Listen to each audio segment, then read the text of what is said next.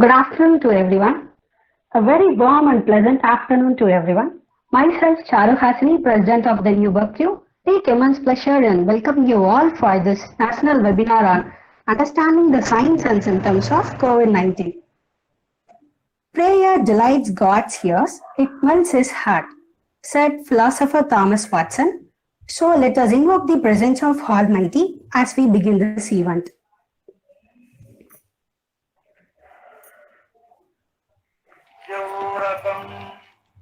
सत्यपरं त्रिसत्यं सत्यस्य योनिं निहितं च सत्ये सत्यस्य सत्यं सुतसत्यनेत्रं सत्यात्मकं त्वां शरणं प्रपन्नाः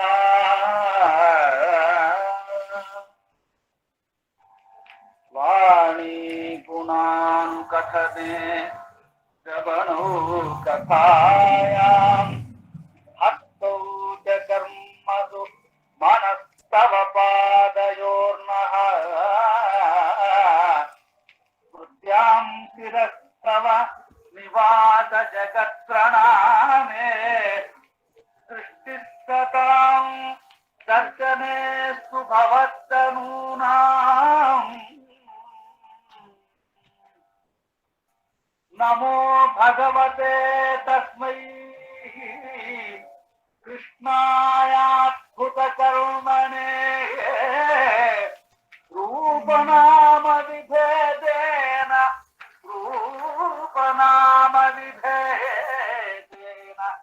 जगत्क्रीडति यो यतः ॐ शान्ति शान्ति शान्ति. It's a glad welcome we bring to you this afternoon, filled with the desire, hope, and dreams we all share. I now request Dr. P.T. Srinivasan, Head of the Department of Biochemistry, to welcome the gathering. Please, sir.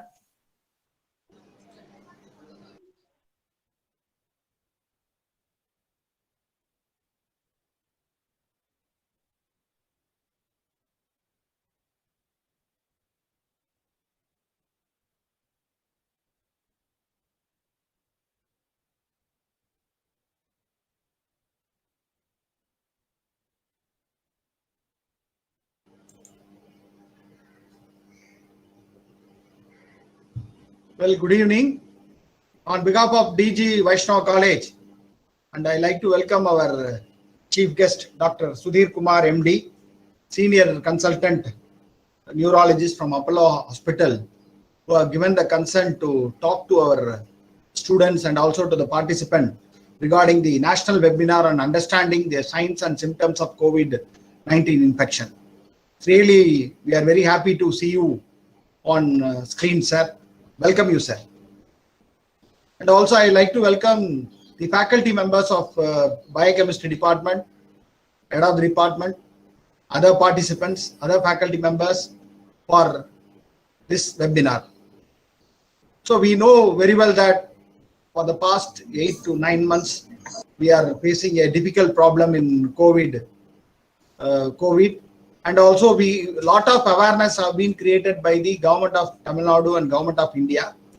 But in spite of that, there is no concrete solution for avoiding the COVID. Still, we are following all the methods without whether it is correct or wrong. But anyhow, still we are following it very strictly, wearing a mask, sanitizing, keeping our surroundings clean, everything we are doing. But until we are getting the vaccine, we will not be very much comfortable. Once if the vaccine comes, automatically what will happen? Vaccine comes, but it will not be given to all the people. We have to continue the same process for next another 6 to 1 year. The people are telling, the medical team is telling that even the vaccine comes in the month of January or February, but we have to follow the same protocol for another 6 months to 1 year. So this is the input given by the medical team to the colleges and other places. And still today we have reopened the classes for PG science students, and we are going to reopen the classes for third year students on Monday.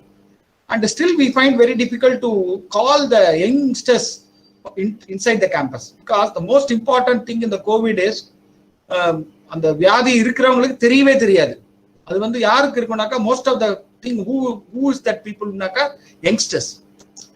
If the age is above 40, the symptoms will comes out, and for that we can get the treatment, we can be quarantined, and we will follow all our prevention. But when it comes to the youngsters, this will not known to others at all. So this is the great difficulties we are going to find. And today also my friend came from UK, and she told that second lockdown have started in UK. Here we are clearing all the lockdowns, but in UK what has happened, they have started the second lockdown, and they are telling that they are going to give the vaccine for the people also. I don't know what is happening in other countries also. So in this situation, the best thing is whatever the medical team tells, as a non-medical person like me, I am a computer science person, we have to follow strictly without telling whether it is right or wrong. We should not take whatever the medical team tell, we have to follow. Accordingly, we have called a medical person today for this webinar, and I think really you are going to get knowledge on this area, and in which after getting all this knowledge, don't keep it with you. You share this information to the others in your hometown, in your neighbors. You share all this information to your neighbors, to your friends, and your relatives. With these words, once again, I will welcome one and all present here on behalf of DG Vaishnava College, Arumbakam, Chennai 106. Thank you very much.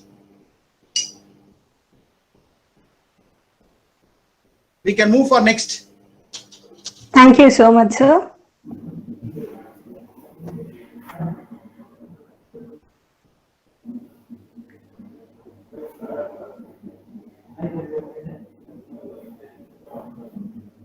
Mute பண்ணிருக்கமா? Muted. Great lives never grow up. Can you hear me, sir? Yes. Good afternoon, everyone. This is Sai Darshini from second grade college of Sri. Great lives never grow up. Benjamin Harrison. I now request Mrs. Maria Carolyn Rebello, Assistant Professor, Department of Biochemistry, to invite our honorable speaker.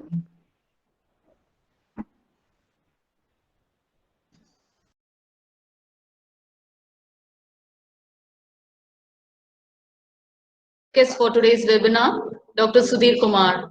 Dr. Sudhir Kumar, a consultant neurologist at Apollo Hospitals, Hyderabad, has received his medical and neurology training, MBBS and MD Medicine and DM Neurology at Christian Medical College, Vellore during 1989 to 2001. He has worked as a lecturer and consultant neurologist in the same institute until 2004, till he left for Apollo Hospitals, Hyderabad. He is one of the youngest to qualify as a neurologist at the age of 28. He has an experience of over 20 years in managing patients with various neurological disorders. His areas of expertise include brain stroke, neurocritical care, epilepsy, neuropathic pain, dementia, and migraines. Dr. Kumar has over 120 published research papers in peer-reviewed national and international journals, along with multiple book chapters, monographs, paper presentations, and clinical trials. He has also published the first EEG atlas in the country, Atlas of Electroencephalography for adults and children. He is a regular speaker at national and international conferences and continuing medical education programs. He has worked as the head of clinical operations Maya Clinic, a California-based research organization, for several years. Dr. Kumar has been on the editorial board for Neurology India, Indian Journal of Critical Care Medicine, and International Journal of Neurology and Neurosurgery. Dr. Kumar is passionate about teaching. Several students of medicine have benefited from his classes as he simplifies the most complex subject of neurology in an easy way to comprehend. Dr. Sudhir is loved and admired by his patients, which includes people not only from various parts of India, but also from the Middle East and Africa. It is a privilege to have you as the speaker for this day, sir. Welcome, sir. A humble note to the participants. Kindly mute your audio and video for effective presentation by the speaker. Over to you, Dr. Sudhir, sir. Please, sir. Yeah, thank you very much. And let me share the screen.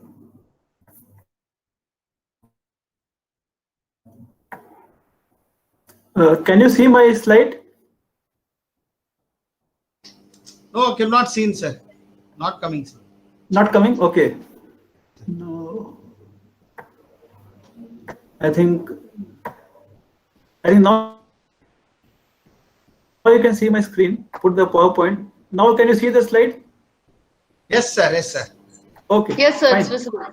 Sure. So I think now we are set to go. So I think thank you all of you for the invitation extended to me for talking on this relevant topic of COVID-19, and for all the nice words that you mentioned about me.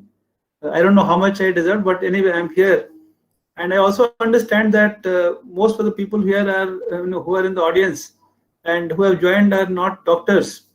But this is something which, so I'll be talking about, this disease, which elevates most of the information is in the public domain. And because there is so much, when there is so much information, people tend to get confused.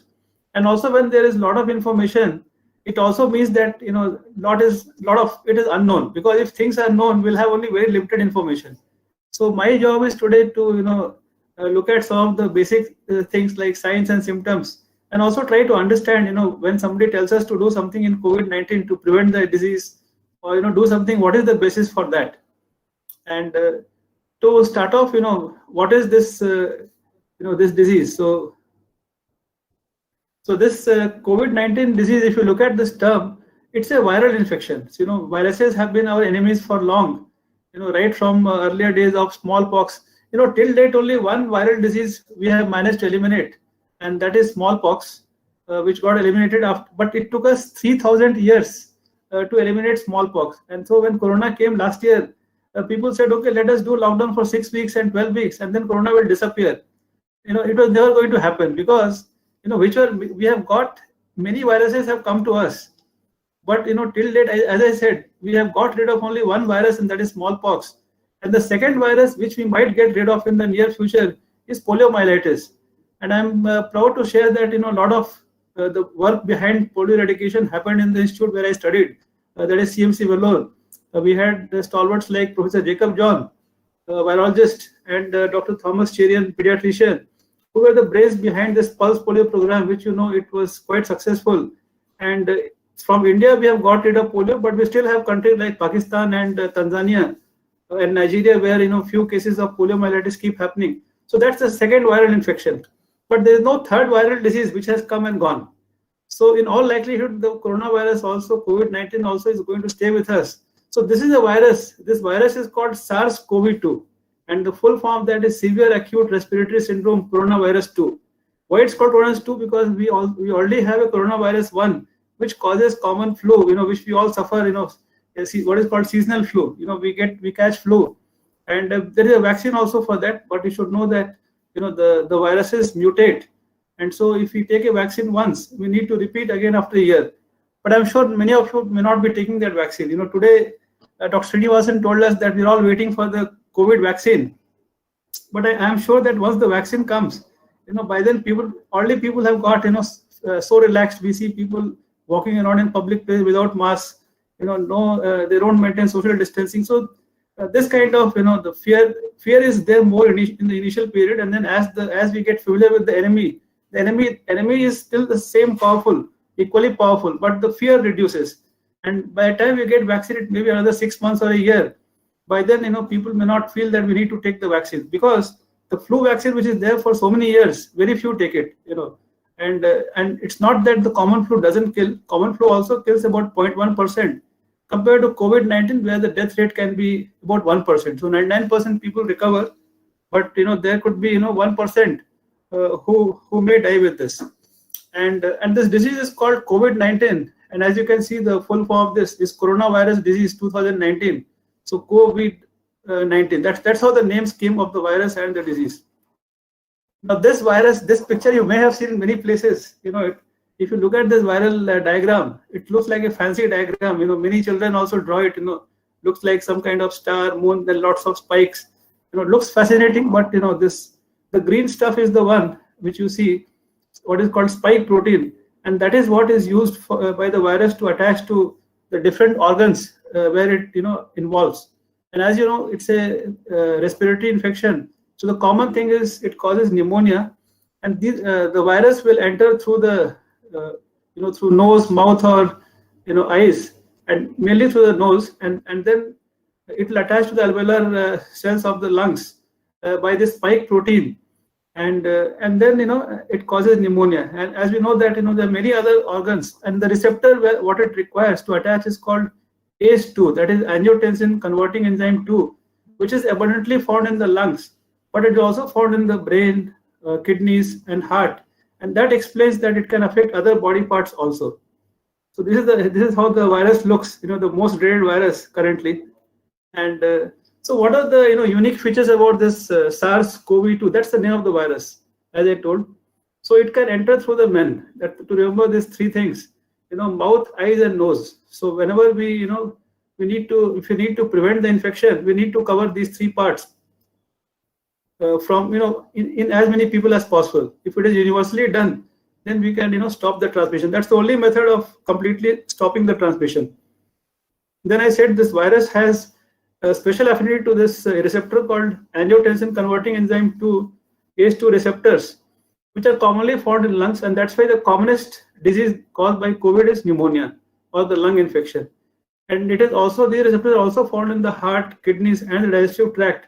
So you'll hear about people having myocarditis, that is called inflammation of the heart, kidney damage, and also digestive tract symptoms like diarrhea or other stomach related issues can also happen with that. And then one more thing to remember is that viral replication is the method by which the viruses multiply in our body once they enter. It is the fastest in the first week, and so the risk of transmission from one person to another is also the highest in the first week, and also the likelihood of getting the symptoms due to the virus infection is also highest in the first week. The replication slows down in the second week, and by third week it's almost nil, close to nil. And then how it happens is when the viruses enter our body, we try to kill the virus, and that happens by antibody formation. And we have two types of antibodies which are used to fight the viruses. They are IgG and IgM antibodies, and they do not develop in the first 2 weeks. So this is important because many times we do two types of testing. One testing is done what is called as the commonly swab test, that is done by RT-PCR. So that looks at the actual virus. So that can be done anytime, as early as possible. But if you are doing any antibody-based testing, there's no point doing it in the first 2 weeks. So wait for the third week or even fourth week. That's when the antibody levels will be high. And then, and antibodies means that we have already recovered from the infection and our body has got adequate immunity against the infection. It is also useful, when we want to do what is called plasma therapy. So if a person has already recovered from COVID, that person will have antibodies, and that person's plasma can be given to another person who has active infection, and it can help the person recover from the infection. So again, that depends on the antibody levels. If antibody levels are higher, that plasma is more effective. One more point about viral replication is the age factor. So the viruses multiply rapidly in older people, and that is how you must have heard that the older people are at much higher risk of getting severe disease. And the reason for that, it's not the age factor. It's not just the number of the years the person has. It's just that in older people, viruses multiply much rapidly, and that's why more severe disease in the elderly. So these are some of the unique features which we should remember, not commonly mentioned in many places. Other point I want to highlight is the incubation period. So this term means that once the viruses enter the body, immediately people may not get the symptoms. So suppose I get exposed to the virus today, I may not have the symptoms now, but it may take a few days for me to develop the symptom. And that period between the entry of virus in the body and development of symptoms, that is called incubation period. For COVID-19, it ranges from 1 day, as little as 1 day, up to 12.5 days. And most people will get symptoms in 5 to 6 days, but it can take up to 14 days also. So now this will explain to you, always when somebody says, oh, today I got exposed to a person who was COVID positive, so I'm going into quarantine, and that quarantine is always 14 days. The reason for that is that even if I don't have a symptom today, I could develop it up to 14 days. So once somebody gets exposed to a known person who's COVID positive, then they should be isolated for about 2 weeks so that they don't spread it to the third person. And the basis for that is incubation period of up to 2 weeks. Now, how does coronavirus spread? This is important for us to know, because only if we know, we can, halt the spread or limit the spread of coronavirus. So the most important is person to person, because if one person has infection, he can give it to the next person. And as I mentioned, that the viruses need to exit the body. So exiting can happen from eyes, nose, or mouth. So as you can know, if because it's a commonly respiratory infection, the person can sneeze or cough, and so from the mouth and nose the viruses can come out. And while talking also, we may not realize, but while talking also, many droplets keep coming out from our body. And so any of these situations can release the viruses from the person's body. And this can be kept if the person is in close contact with somebody else, like family member or colleague in the office. So the same virus particles can be inhaled by the people who are nearby, and that is what is we can prevent by what is called maintaining safe social distancing. So if you are in the close range, then directly as the person sneezes, other person can inhale and get infected. But we should also remember that these aerosols, which contain the virus particles, it can hang in the air for 3 hours. And we know that today most of the schools, colleges, offices, cinema halls, metros, many places are totally closed and compact. And if a infected person had been there in that room or in that place earlier, even if that person has left that room or that place, the viruses can be there for 3 hours, and then it can be a source of infection. So if you're in any public place, or if so it's better to have a mask on. At least that will limit the number of viruses that can come out if the mask is on. Second thing to remember is touching the surface, because many times these aerosols from the air, it can fall on the table, chair, or anything which is touched. Or the person who is infected, the infection can be on his hand, and when he touches something, the viruses can be found there. So that's the other thing to remember, where when we touch any surface which is not known, not known to us, it could be a potential source of infection, and that is the reason why people need to sanitize. So now you can understand why we need to wear a mask so that the viruses don't come out from our body, from the nose and the mouth. So we need to cover the nose as well as the mouth. Then second thing is when in the aerosols also can be in the air, so to prevent that, and also maintaining a distance so that viruses don't enter our body. And then avoiding to touch anything as much as possible. And if you have touched, then better to sanitize the hand after that. Kissing also can transmit coronavirus because of the same droplets can spread. Whereas as of now, sex is not known to spread the virus. Now then one more thing is, we rely so much on the testing, because the moment, in the initial days when India had lesser numbers of COVID compared to Europe and US, the one criticism always was that because you are testing less number of people, so you are getting lesser positivity. But the test is not gold standard. If you look at this testing, what we do for COVID, the most widely used test is called RT-PCR, which is reverse transcriptase polymerase chain reaction, and it's done on the nasopharyngeal swab. It's a little painful. They have to insert the swab, take it from the nose or the mouth, but that's the commonest method. And there is a term called as false negative. What it means is that even if the person has got the virus disease, the test shows negative, and that can give a false sense of relief to the person. So somebody gets tested, the test is declared negative, then the person carries that report all over the place, and if you see, I have been tested, I am negative, so I can I can roam around, I can go for this function, I can go for this party and everything. But you should remember that the false negative rates for SARS-CoV-2 COVID-19 by this RT-PCR test can be very high. And if you do it in the first 5 days after exposure to the virus, up to 2/3, that is, out of every 3 persons, 2 can be negative. So the person has the disease, but they're still negative. And even after we do at day 8, the negativity, it decreases, but still about 21% can be negative. So they have the disease, but the test shows negative. Now see, if a test shows positive, then the person is quarantined and staying at home or hospital, wherever the case may be. But those who are having disease and the test says negative, they become careless. So they roam around and they can meet 10, 15, 20 people also, and putting a major risk on them. So what we have to remember is that if somebody has got exposed to a person who is known to have COVID-19, even if the test is negative, it is better to quarantine for about 2 weeks, or maybe repeat the test after a week, especially if you have done the test in the first 5 days. Then after 3 or 4 days, again we can recheck the test. And so what we have to remember is that if a test is negative, it does not rule out COVID-19. And sometimes when there are minor symptoms of respiratory symptoms, if you do a CT scan of the chest, we can also pick up the pneumonia, which is very typically diagnosed by the CT scans. One more major problem what we face is the huge number of asymptomatic COVID-19 infection. Now, when I say COVID-19 and no symptoms, you should say why it's a problem. It's a relief because person has the disease and no symptoms.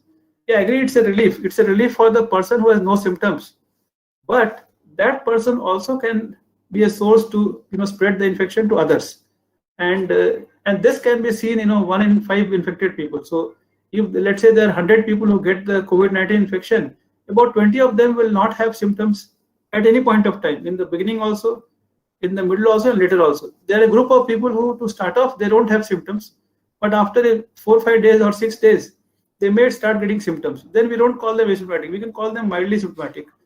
So, but one point of relief is that the risk of transmission of infection is 42% lower from the people who do not have symptoms as compared to those who have symptoms, possibly because the viral load in those without symptoms may be lower. Okay, and so this is the basis for universal masking. You may ask, I have no symptoms, I am totally fine, why I should wear a mask in public? So you could be one of those 20% people who have the virus but not showing any symptoms. And I said doing a testing also may not help much because test also can be negative in about 21%. So these 20% people can have no symptoms and the test also can come negative. So everybody has to wear a mask because we don't know who that 20% group are who could be let loose, and that can be even if the corona graph is coming down, again the graphs can go up because of this careless behavior of this 20% people who may not wear the mask. Now at this point the question is very, very logical question comes to mind. Same virus, same, and all humans are same almost, they look the same, height, weight, age, everything is same.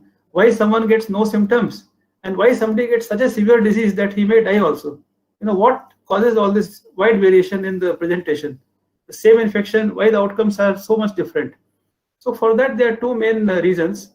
One thing is I already mentioned that our bodies tries to fight the infection, and this fight against COVID is by what is called interferon response. So when the virus enters our body produces interferons and they fight against the COVID. But in some people they have own antibodies, they attack and neutralize interferons. So interferons, they are formed that they should fight the COVID virus, but their own antibodies neutralize the interferons. So interferons are not left to fight the virus. And in some other people there could be a genetic mutation which can prevent the production of certain types of interferon which may be required to fight COVID. So this is one of the major reasons. And second thing is just the opposite. So our immune system should be adequate, not over. Any good thing also should not be too much. Bad things or good things should be in the correct proportion. If we get too much of good also can be it may not be beneficial, and that is true for infections also. So once the infection comes, our immune system should just kill the viruses and then stop. But in some people, immune system does not turn off even after infection is controlled, and this can lead to intense and widespread inflammation all across the body, all over the body, many body systems, like in the lungs they get what is called ARDS. So the virus has gone, there's no longer virus is there, but let's say if we have 10, I'm just giving example, if we have 10 viruses, let's say we need 10 antibodies, so we finish all the 10 viruses, but instead of 10 we get 10,000 antibodies. So these antibodies, they not only have destroyed the viruses, they start damaging our own different organs like lungs, heart, kidneys, brain. And that situation is called cytokine storm. You may have heard of this. And this is a situation where we have to use drugs like steroids. You must have read in the newspapers that steroid is a life-saving drug in COVID, and especially in a person where we are seeing this kind of immune system going out of control and trying to damage your own tissues. There, steroids are very useful, but we have to be very judicious. Many times I see doctors prescribing steroids in the first few days itself when infection is still active. You know that if we use steroids in the active infection stage, the infection can flare up, and infection also can kill. So we have to time the steroids nicely. So it should not be in the first 5 days. Usually this cytokine storm will happen in the second week only, when the antibody response is more. And so that is so now you can understand why there is wide variation. So one is the inadequate interferon response in some, and the second is immune system going out of control in some. Now looking at some of the common symptoms of COVID-19, we already know fever, like any flu can cause fever. Cough is usually dry cough, not with sputum. People feel fatigued, they feel very weak. And like any infection, they have loss of appetite. One typical feature can be loss of smell also. And again, this can happen in any viral infection. It is typically seen in COVID-19 also, and body aches are also very common. In severe cases, they get high fever, severe cough, shortness of breath. So all these things suggest that it's a pneumonia. And ACE2 receptors, as I mentioned, they are mainly found in the lungs, and route of entry being nose. It explains the mainly patients having respiratory symptoms. So these are the typical symptoms when somebody has. They should get tested or suspect that it could be COVID. Being a neurologist, I see a lot of patients who have neurological symptoms also, and in that muscle pains, headaches, body pains, loss of smell and taste, they are common symptoms. Serious symptoms are not common, like fits, stroke means paralysis, brain fever, people coming in little unconscious state. Bell's palsy is the paralysis of one half of the face, and GBS is a condition where nerves of the hands and legs get affected, and they come with weakness of hands and legs. Good thing is that once we diagnose all these conditions and treat them, most of them will recover. And why the nervous system gets involved? One is the virus enters from the nose, and from the nose we have this olfactory nerve which gives us smell. They enter the brain, through the bone, and viruses can also enter through the olfactory nerve into the brain and cause meningitis. And second, I already mentioned inflammatory response. Antibodies which are meant to kill the viruses, they are too much, and then those antibodies can harm the brain tissue also. And one more typical thing happens is thrombosis. So thrombosis means, this virus infection of COVID, it makes the blood more thick. You must have heard of things like D-dimer, the test which is done.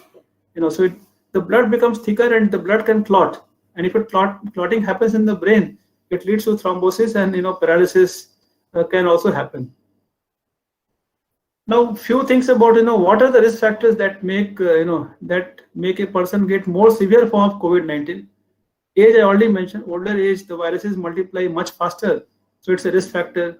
Male gender, almost if you look at any data of COVID-19, 2/3 of the victims or patients are males, and that also true for deaths. If you look at, let's say, 100 people dying of COVID, about 2/3 are males and 1/3 only female. So this is one disease which is kinder to female gender, unlike many other conditions which are more severe in women. Especially autoimmune diseases are more common in women, and things like that.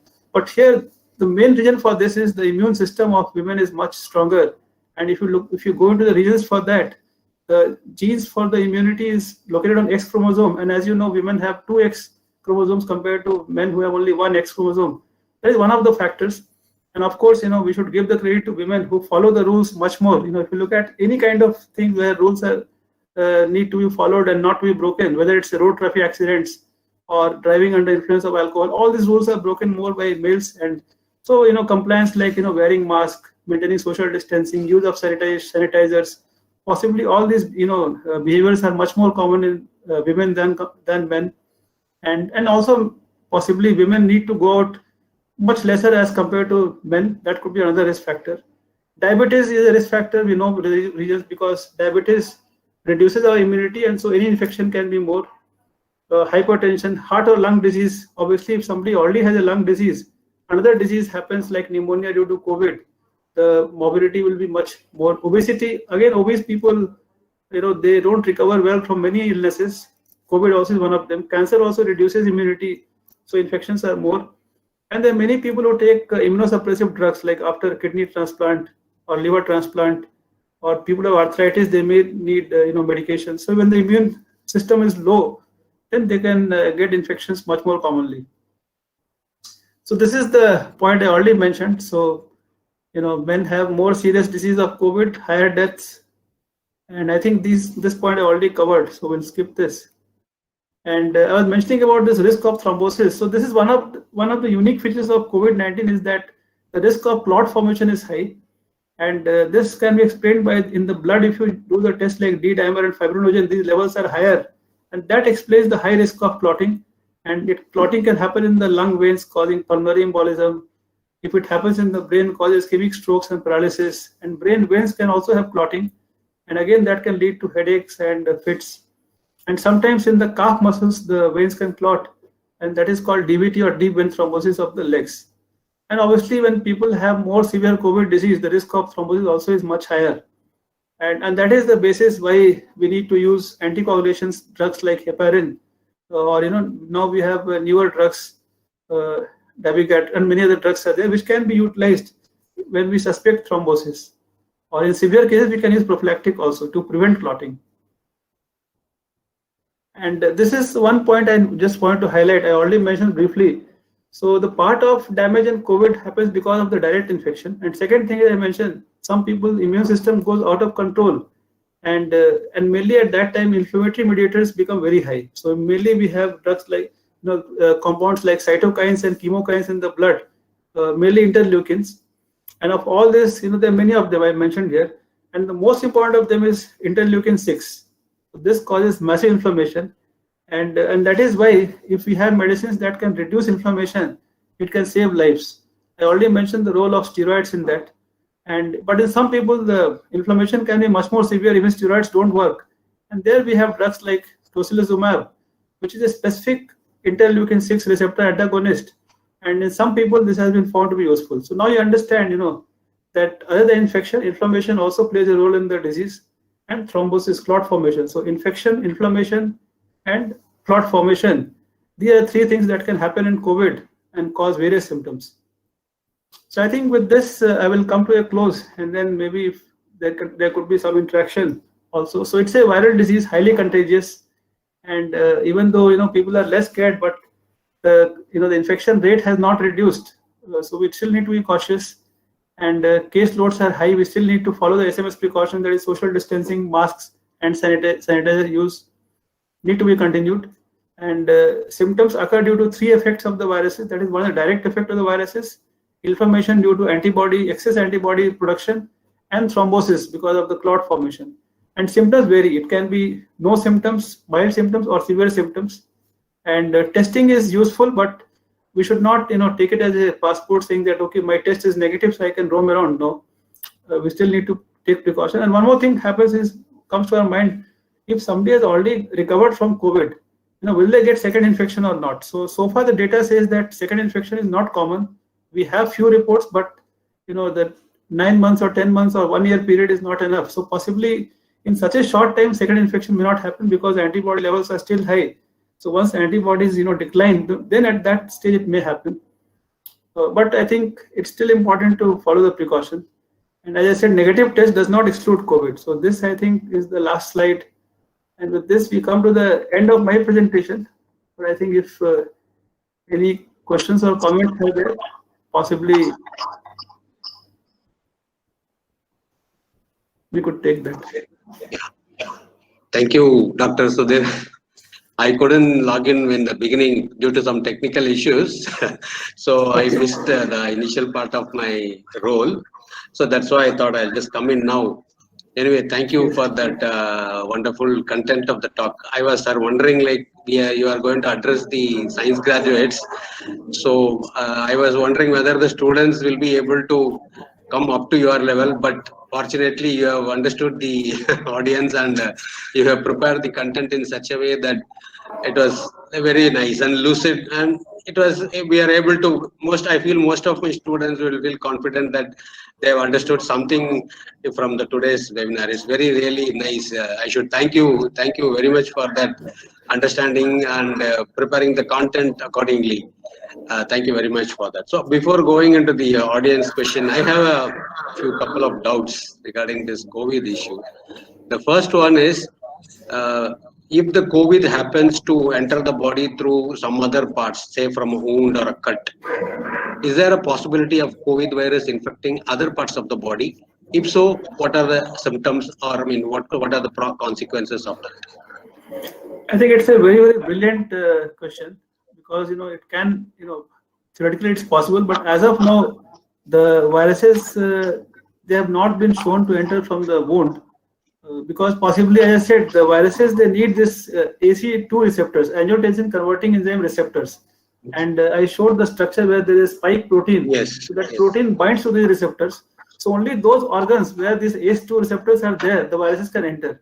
And the wound can be there only on the skin, and luckily our skin doesn't have ACE2 receptors. So let the viruses be there. All the time viruses, I think all over my hands viruses may be there now, because sitting in the hospital. Okay. But they cannot enter through that, even if the wound is there. But if I use this hand and rub my nose, or so eyes, nose, and mouth, MEN, that there are only 3 ports of entry.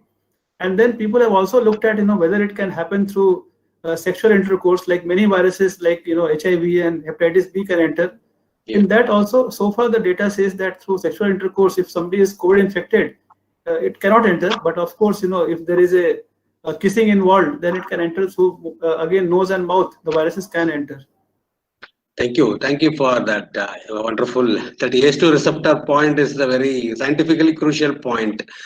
Yeah, my next question on the very common doubt regarding this COVID is, see, the confirmatory diagnostic test, like whether they say RT-PCR or ELISA or whatever, it seems to be, for my understanding, that the test is not so 100% confirmatory, 100% true positive. So if this is the situation, then what does the statistics of so many positive cases every day getting reported throughout the world means? Yes, I think again it's a very useful and very important question. So those total numbers, when we say in Tamil Nadu has got so many numbers, Telangana got so many numbers, India got, so these numbers do not mean much, should not mean much to people like you and me or the general public.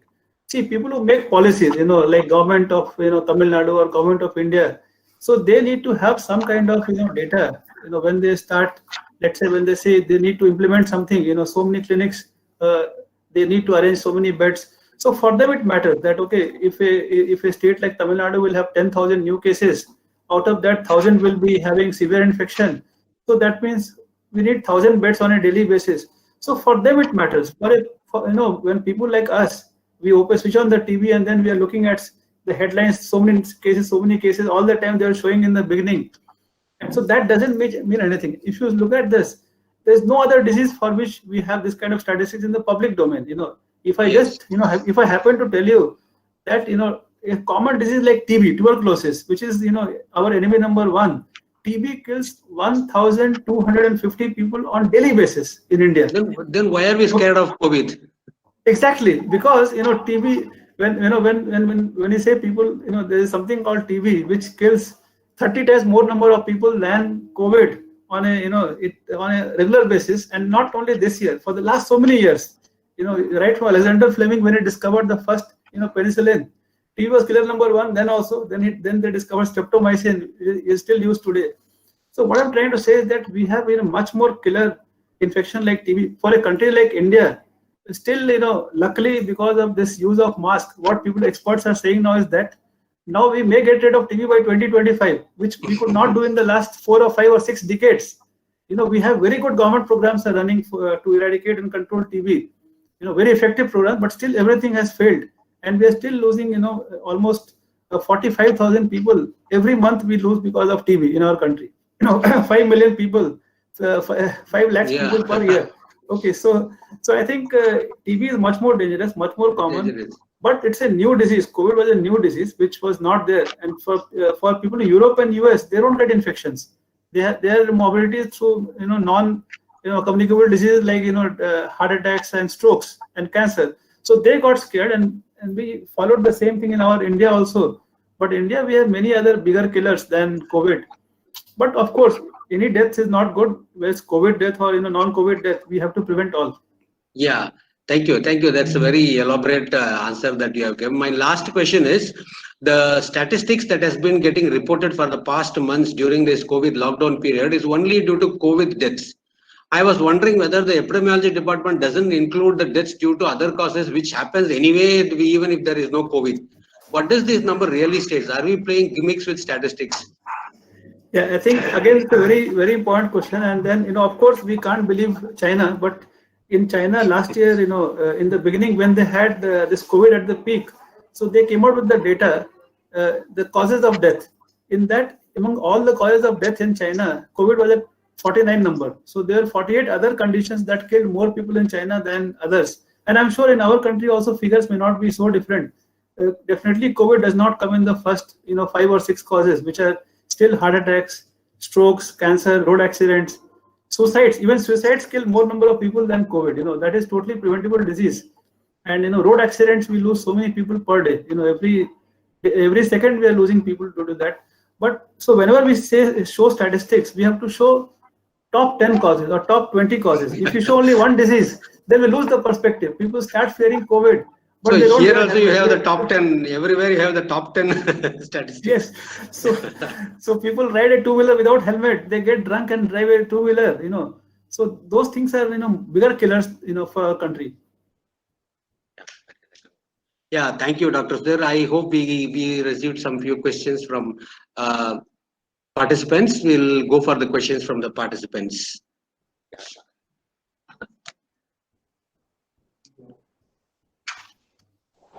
Thank you so much, sir. Dear friends, it's a time for your questions. You can make the session more interactive by asking your questions. Come on, friends, you can ask the questions. So good afternoon, sir. This is Santosh ME from 2nd BSc Biochemistry. I would like to ask a question, sir.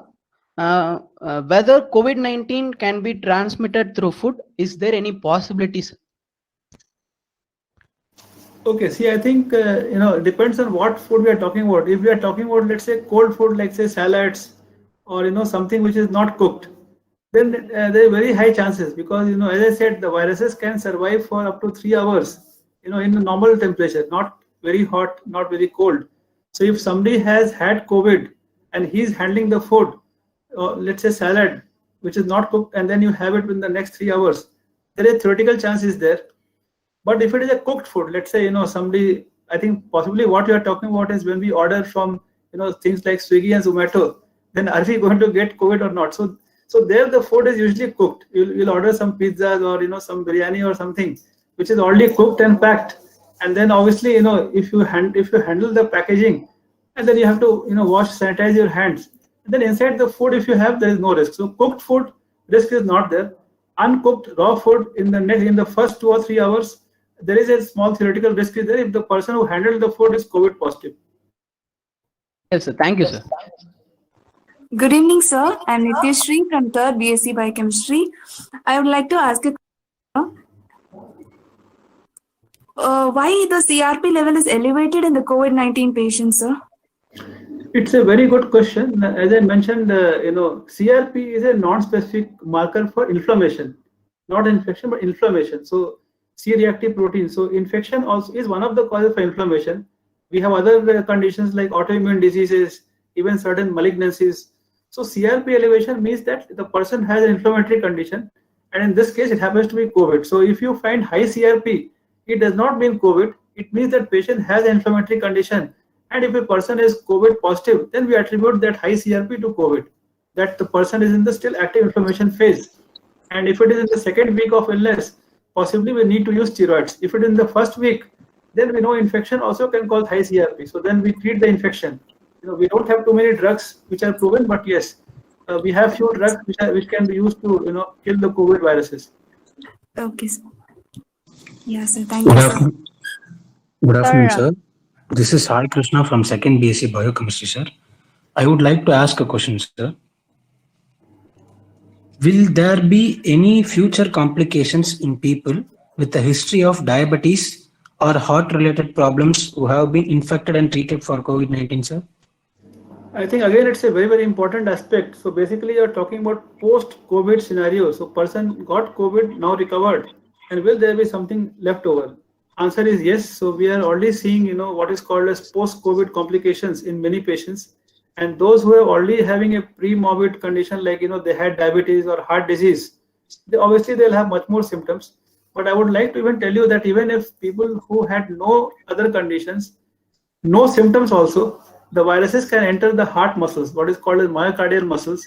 And let's say if somebody was an athlete who was running 5 kilometers or 10 kilometers daily before getting COVID, if you ask the same person to do 5K or 10K runs, they will get fatigued. But fortunately, this kind of cardiac muscle involvement doesn't last for too long. And in a younger persons, they recover in a month or two. But some people do have residual symptoms for 3 months also. So just because somebody has become COVID negative, they don't bounce back to normalcy immediately. But those who are fit, those who have been used to doing gym workouts or swimmers or cycling, so they tend to recover much faster than people who are totally sedentary and not exercising, things like that. So some variables are there. Thank you, sir. Thank you. Good afternoon, sir. I am Vaishnavi from 2nd BSc Biochemistry. How diabetes is a risk factor because it is a disease of hormonal imbalance. So how it is linked with COVID, sir? Okay. So diabetes actually is one of the conditions that reduces or lowers our immunity. If you look at diabetic complications, of course, on one side we have syndromes like heart attack or kidney damage and strokes. But also one side, diabetics are prone to getting all many infections. In that, common things are pneumonia, UTI like urinary tract infection, and what is called cellulitis, where they get infection in the legs and the feet. So diabetics are prone to get infection because diabetes also lowers the immunity, and that is how it's not specific for COVID. They're prone to get any infection, and COVID is one of the infections. Thank you, sir. So good afternoon, this is Sneha from 3rd BSc Biochemistry. So first of all, I would really like to thank you for your presentation. And my question to you is, sir, apart from following the necessary precautions like wearing a mask and maintaining distance and using sanitizers, sir, is there any particular diet that we should follow? I think it's a very important part because in our body many things happen because of diet only, and so diet, basically we need to have a diet which is balanced. It is rich in protein, low in carbohydrates, low in fat, and there are also some proof about certain foods that contain vitamin C, because we know that vitamin C is a natural immune booster, and containing lemons or oranges, they also will definitely help. Even this seed-based diet also, like which are rich in omega, they're also good for us.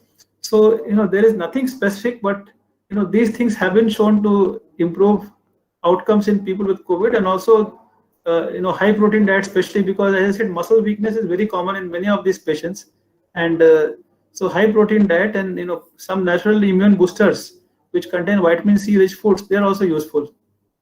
Right, sir. Thank you very much.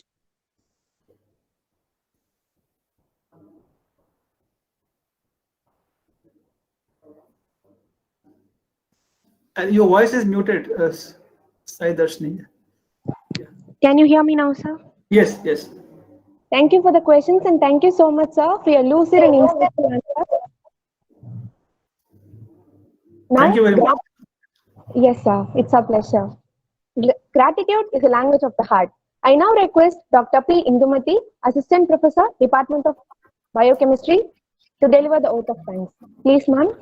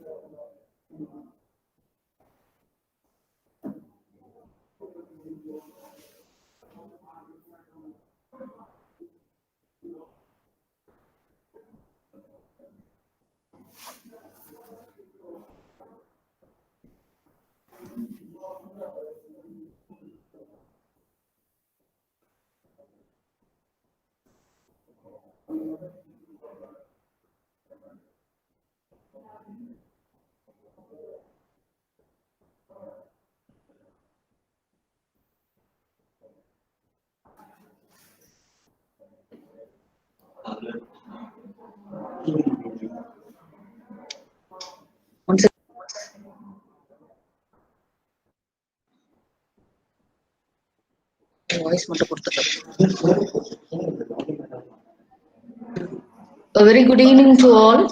It is with immense pleasure here I am to deliver the vote of thanks.